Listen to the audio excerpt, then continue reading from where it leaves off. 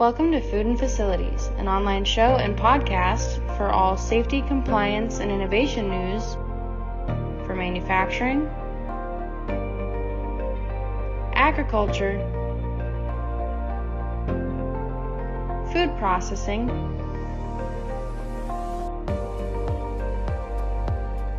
and food and beverage industries.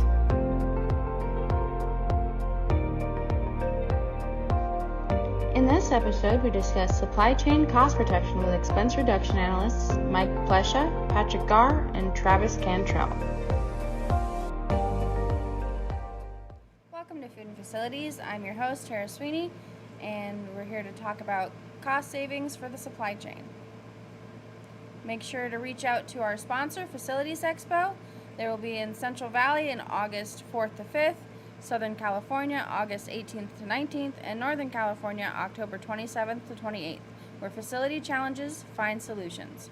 You can register online for free today at facilitiesexpo.com. That's FACILITIESEXPO.com.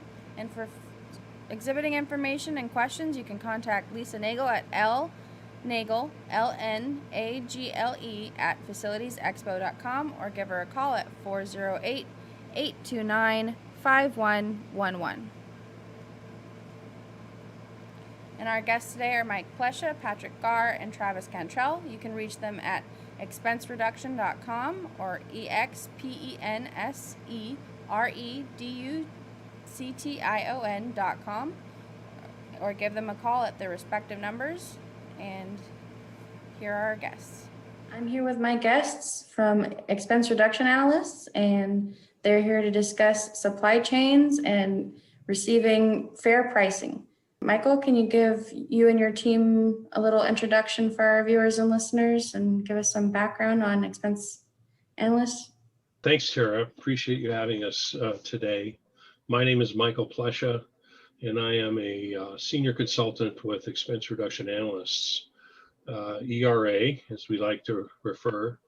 Our firm is a nearly 30-year-old cost management and supplier management advisory firm. We work agnostically across a number of industries, but our focus is to help our middle market clients drive better supplier relationships, better optimize their cost structures, and build and discover incremental cash flow from their supplier base. And with me today is Patrick Garr, one of our senior principal consultants, along with his partner, Travis Cantrell. And they come to us with an incredible background. They are manufacturing specialists, and they both hold engineering degrees and have combined over 24 years of experience studying complicated client expenditures in direct material, industrial chemicals and gases, packaging suppliers, and factory consumables in the MRO world. We use this in-depth customer subject matter expertise to act as a strategic advisor to our clients to help negotiate with suppliers and to deliver the best-in-class sourcing solutions for our clients. Patrick? Very good, Mike. Thank you.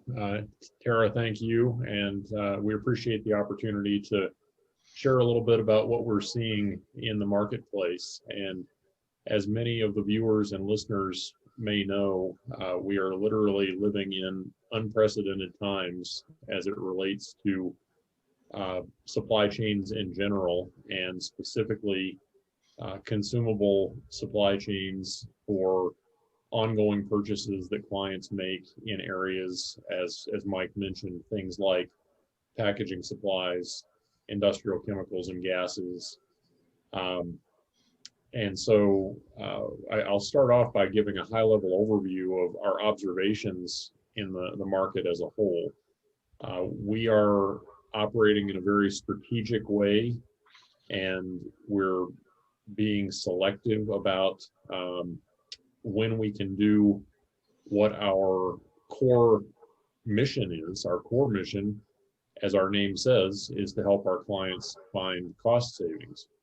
But in this environment, when I say that, what I'm referring to are fairly widespread supply shortages.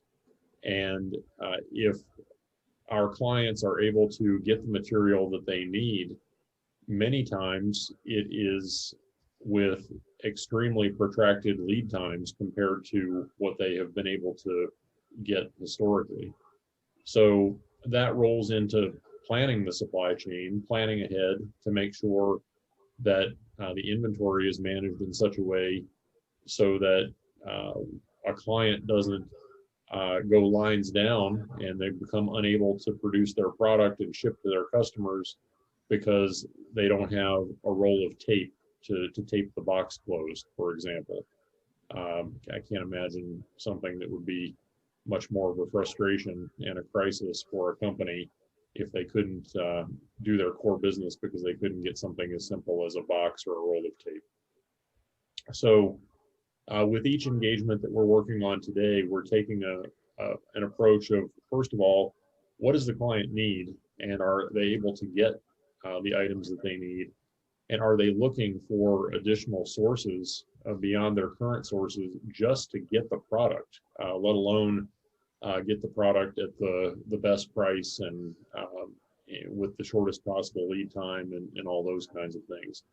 So we have worked all across the country, and we have knowledge of, and I'll use the term relationship very loosely because as Mike said, we are supplier agnostic.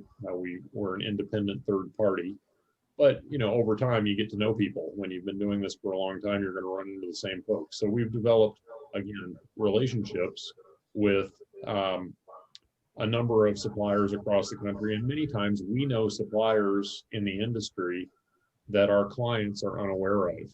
And when they're having trouble getting what they need from a current supplier, sometimes we can help them to find other sources. Some of the specific commodities where we're seeing extreme challenges, the good old wood pallet is an area that is in very short supply, and depending on the part of the country that you're in, you may not even be able to get a recycled wood pallet. If you are a long-standing customer and you've been a good customer to your supplier, that's going to put you in better standing and a higher likelihood of being able to get what's needed. But wood pallets are one of those things that have skyrocketed in price, and supply is a challenge, and we really don't see it getting any better anytime soon. We talk to suppliers very regularly, just had some dialogue with one over the weekend actually, and he said that he thinks that seeing a recovery in the pallet market in Q1 of next year is probably even a little optimistic. So we're looking at as much as 9 months to a year more of this challenge in the world of pallets. So I'll pause there. I'm going to turn it over to Travis to talk about some other specific commodity areas and some of what we've seen recently. But that's kind of a big picture overview. And maybe we want to pause and see if, Tara, if you have any questions before Travis picks up. Other than pallets, are there any other commodities that were in short supply too? Again, Tara, thanks for having us on the podcast. But Travis Cantrell, in relation to your question, it is essentially almost nearly every area of sourcing. Truly unprecedented times. The ones that truly affect, as Patrick mentioned, the lumber market, not only affecting pallets or shipping, but also home building. We're seeing it, a lot of reports coming out from home builders that just homes in general, because the lumber cost is 25 to 30% higher to build a home today than it was a year ago, purely because of that lumber cost, and then some labor concerns as well. But on the commodity side, the plastics industry and the resin market is probably the place that is the most constrained. And so much of that relates, it was already starting to get constrained because of COVID and some of the offshore resin in terms of the sea freight concerns that we're seeing and just being able to get to onshore resin. But domestic production of resin, roughly half of the U.S. resin comes out of the state of Texas. And when that Texas freeze occurred, it shut down a vast majority of that supply chain. And so we're seeing a significant plastic shortage. Most of the plastics, which goes into nearly everything that we buy, from containers and water bottles, toys, you name it. I mean, just think of everything that's made from plastics. And if half of that production has halted, even for a week, it's a huge supply disruption. And some of those Texas plants are just now coming back online fully, and some are still not fully online. So as a result, we've seen polypropylene up almost 300% from where it was a year ago. Polyethylene and a lot of the other flavors of plastics up at least double, 200%. And other commodity areas, corrugated, something as plain vanilla as a box that typically doesn't change. I mean, over the last 6 or 7 years, we really only had one significant corrugated change, but just in the last 3 months, we've had, the last 6 months, we've had 3 corrugated increases occur. And there may potentially be more before the year is out. Paper tightness is very extreme, and part of that relates back to COVID as well. That so much of the workforce is now at home. A lot of people are working from home now, and not everyone is getting out and going to the big box stores and purchasing. And so a lot of things are getting put into smaller cartons, smaller boxes, and shipped direct to consumer. And that in itself, in addition to the Texas freeze, created a huge freight LTL truckload concern. And so, just across the board, we're seeing it. Metal products is another area that has doubled since October. And so just across so many areas, the just raw chemical commodity areas in many flavors of chemicals, it's not unheard of for us to receive a price increase every 2 to 3 weeks, as opposed to twice a year. Just manufacturers almost monthly, at the very least, are sending through price increase letters, and a good portion of some of the specialty chemicals are either in force majeure or on allocation. Are there any promising alternative materials that can be used in these supply chains that you see possibly coming up because of these strained supplies? I've definitely heard, the mention that, and kind of just a general saying, high prices tend to take care of high prices, and low prices take care of low prices. That if things remain constrained, people become very creative and come up with ways and alternative ways of packaging things, or just dealing with the issue at hand. But definitely have, at least with some of our clients, them being able to, on the metal side, I guess that's one way in terms of cutting tools. With the cost of metal going up, cutting tools are going up. And so a lot of manufacturers are starting to really take a closer look at that drill bit or router or reamer. And, maybe we can get another week of production out of it, even though we typically would change it out, or maybe even go back and resharpen it. Whereas before they didn't take the time, they would just throw it away and grab a new one. And so we're starting to see things like that, where folks are trying to use things longer and or come up with alternative methods of doing things because of of the tightness that we're seeing. Yeah, I'll add that we have recently had a supplier and a client trying to think creatively about packaging of some of the material that comes in.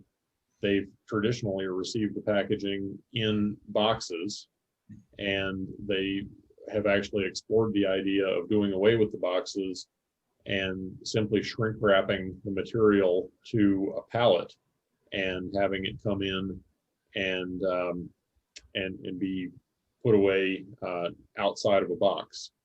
The client had some issues with that idea, but then we had the next thought, which was to instead of using boxes, maybe they could obtain some plastic bins or containers, and when the material would come in, they would take the portion that they need to go into production right away and use that in production, and any that was left over they could store in these clear plastic bins on the shelf, and that eliminates the box. You can keep reusing the bin, so it's environmentally friendly, and then of course they have the visibility as far as the inventory that's inside the bin as well. So there are, as Travis mentioned, there are definitely some creative and out of the box ideas that are being put forth by both suppliers and clients right now.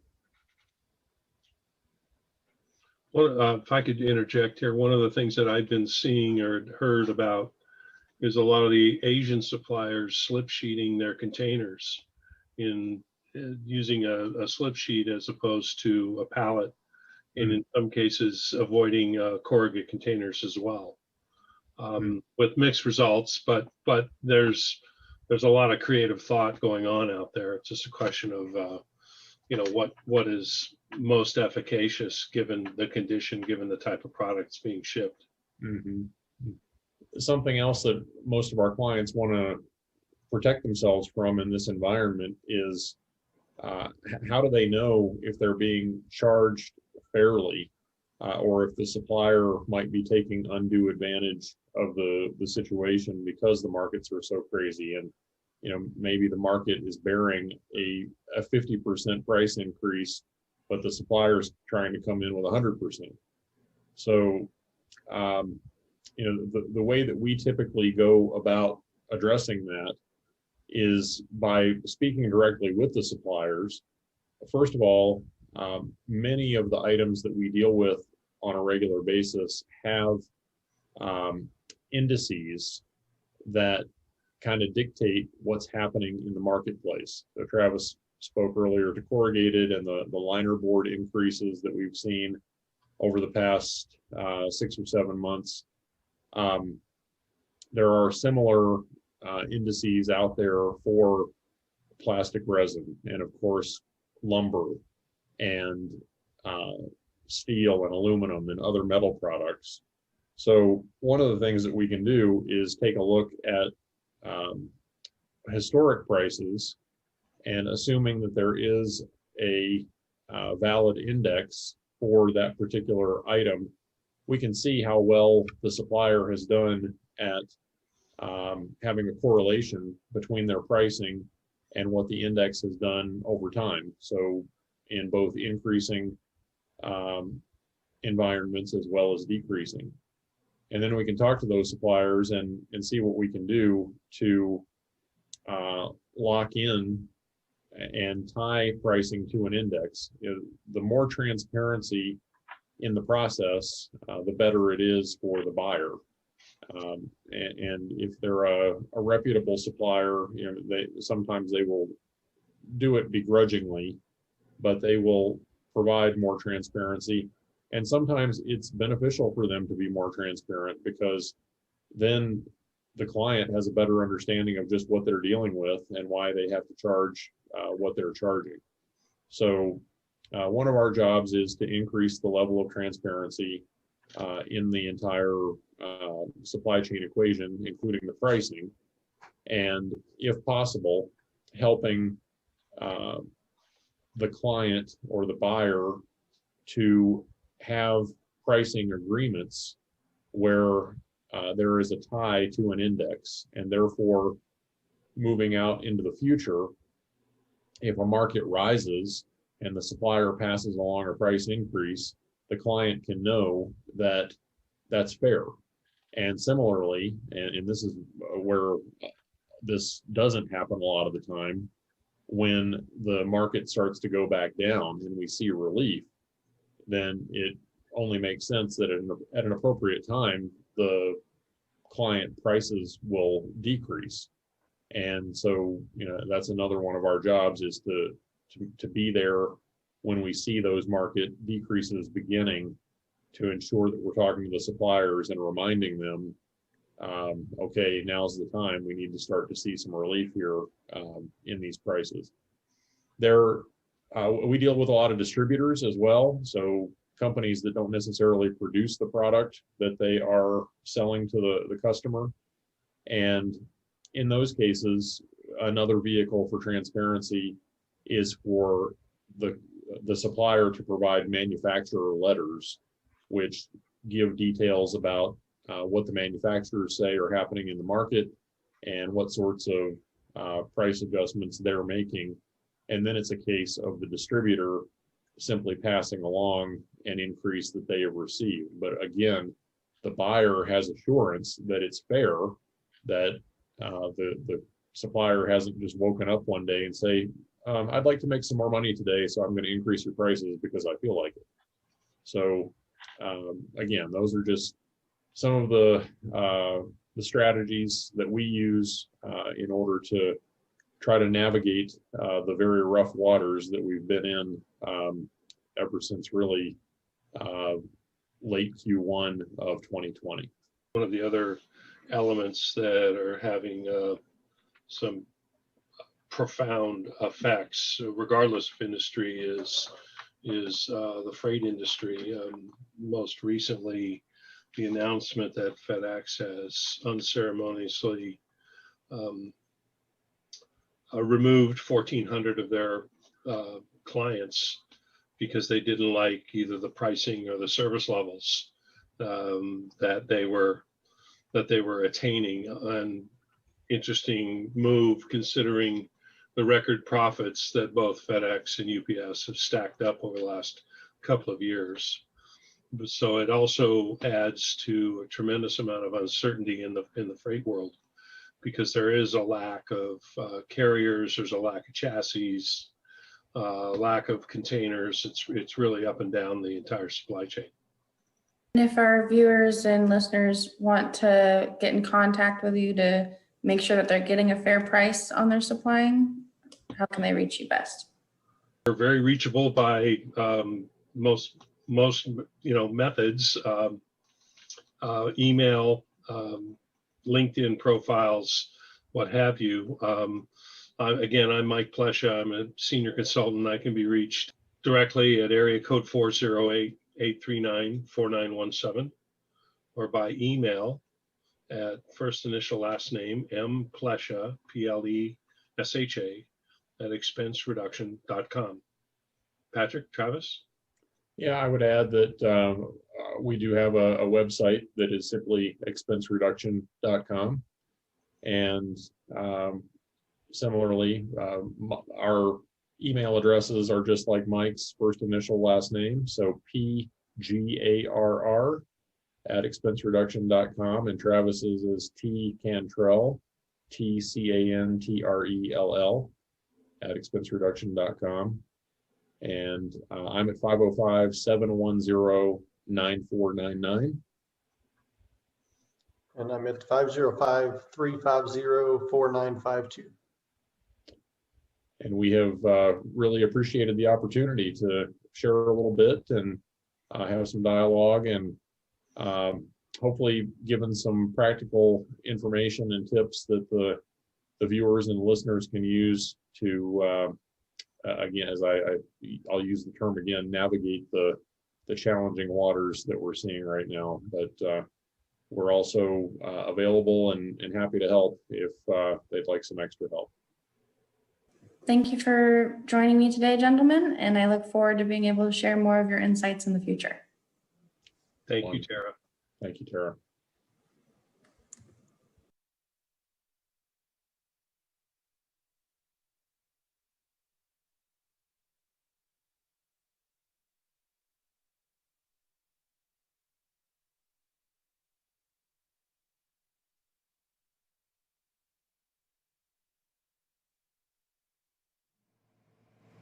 Make sure to subscribe to our YouTube and our Spotify at Food and Facilities. That's food & facilities. And you can listen to us live on centralvalleytalk.com Saturdays at 11 a.m. to 12 p.m. PST for all safety, compliance, and innovation news in agriculture, food processing, food and beverage, and manufacturing. And now we'll have a moment of silence for our Black Lives Matter community.